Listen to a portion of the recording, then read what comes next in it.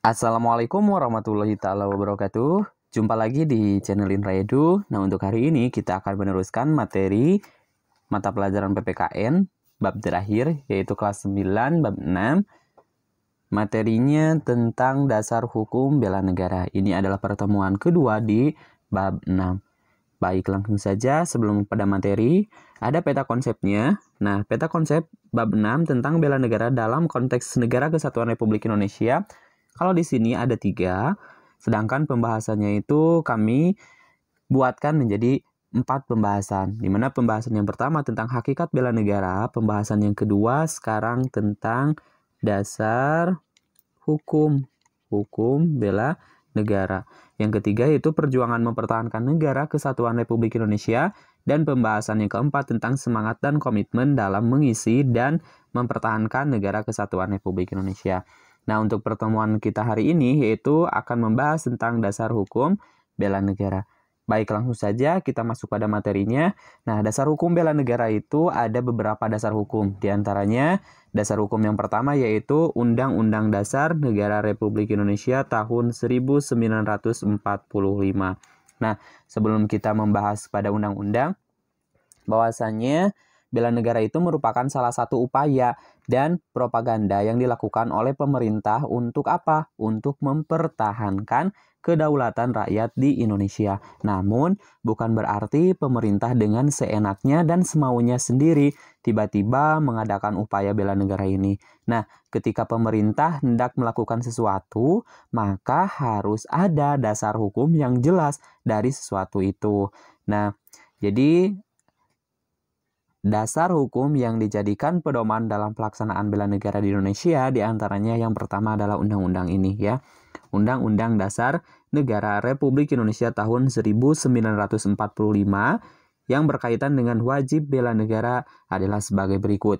Yang pertama, pasal 27 ayat 3 berbunyi, setiap warga negara berhak dan wajib ikut serta dalam upaya pembelaan negara. Nah, di sini bukan hanya berhak melainkan wajib ikut serta dalam upaya pembelaan negara. Semua warga negara ya, setiap warga negara yang ada di negara kita ini. Oke. Pasal selanjutnya pasal 30 ayat 2 yang berbunyi tiap-tiap warga negara berhak dan wajib ikut serta dalam usaha pertahanan dan keamanan negara. Oke, yang selanjutnya pasal 30 ayat 2 yang berbunyi usaha pertahanan dan keamanan negara dilaksanakan melalui sistem pertahanan dan keamanan rakyat semesta atau SISHAM Kamrata. Oleh siapa? Oleh Tentara Nasional Indonesia dan Kepolisian Republik Indonesia sebagai kekuatan utama dan rakyat sebagai kekuatan pendukung. Jadi sekali lagi berdasarkan pasal 30 ayat 2 ini bahwasanya usaha pertahanan dan keamanan negara itu dilaksanakan melalui sistem pertahanan dan keamanan rakyat semesta atau SISHAM Kamrata ya, di mana TNI dan kepolisian itu merupakan kekuatan utama sedangkan rakyat sebagai kekuatan pendukung.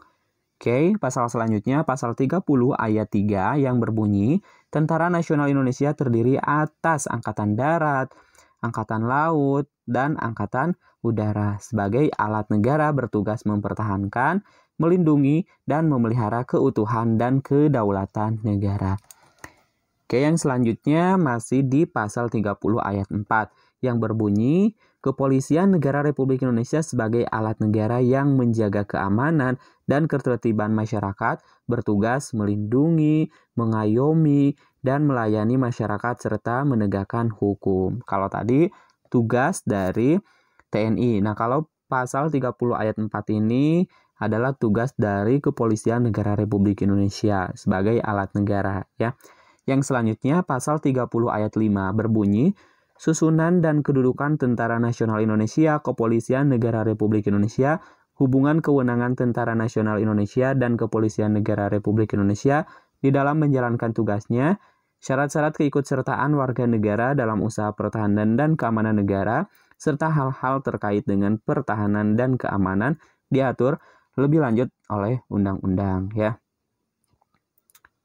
Oke, yang selanjutnya tadi berdasarkan Undang-Undang Dasar Negara Republik Indonesia tahun 1945. Itu dasar hukum yang pertama. Yang kedua, dasar hukum yang kedua itu adalah TAP MPR. Nah, TAP MPR yang pertama ketentuan MPR RI ya nomor 6 garis miring MPR 2000 tentang pemisahan Tentara Nasional Republik Indonesia dan Kepolisian Negara Republik Indonesia. Yang kedua, ketetapan MPR RI nomor 7 garis miring MPR garis miring 2000 tentang peranan Tentara Nasional Republik Indonesia dan peranan Kepolisian Negara Republik Indonesia. Nah, kalau di sini ada pemisahan ya, pemisahan antara TNI dan kepolisian. Sedangkan menurut atau berdasarkan ketetapan MPRI nomor 7 tahun 2000 ya, tentang apa? Tentang peranan dari TNI dan juga peranan dari Kepolisian Negara Republik Indonesia. Yang selanjutnya, dasar hukum bela negara yang ketiga yaitu undang-undang. Nah, dalam undang-undang ya ada Undang-Undang Nomor 20 Tahun 1982 tentang ketentuan pokok pertahanan keamanan negara Republik Indonesia. Yang kedua, Undang-Undang Nomor 56 Tahun 1999 tentang rakyat terlatih. Yang ketiga, Undang-Undang Nomor 2 Tahun 2002 tentang Kepolisian Negara Republik Indonesia. Yang keempat adalah Undang-Undang Nomor 3 Tahun 2002 tentang Pertahanan Negara, dan yang terakhir adalah Undang-Undang Nomor 20 Tahun 2002 tentang Ketentuan Pokok Pertahanan Keamanan Negara Republik Indonesia. Nah, itu jadi ada beberapa dasar hukum dalam menjalankan bela negara ini. Jadi pemerintah itu tidak seenaknya dan tidak semaunya sendiri tiba-tiba mengadakan upaya bela negara. Akan tetapi ada beberapa pedoman tuh ya dalam pelaksanaan bela negara ini. Ulangi, yang pertama tadi adalah berdasarkan Undang-Undang Dasar Negara Republik Indonesia tahun 1945.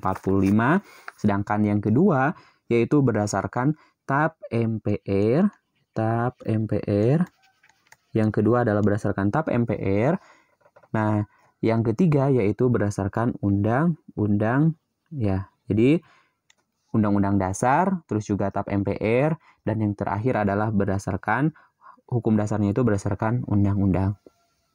Nah, sampai jumpa di pembahasan selanjutnya. Kami akhiri, semoga bermanfaat, dan jangan lupa tonton video sebelumnya supaya materinya lebih paham lagi dan lebih memahami lagi materi di bab 6 ini. Dan insya Allah nanti untuk pertemuan selanjutnya kami akan bahas yaitu tentang perjuangan mempertahankan negara kesatuan Republik Indonesia. Terus juga pembahasan terakhir di bab 6 nanti setelah perjuangan mempertahankan negara Republik Indonesia, pembahasan terakhir itu tentang semangat dan komitmen dalam mengisi dan mempertahankan negara kesatuan Republik Indonesia.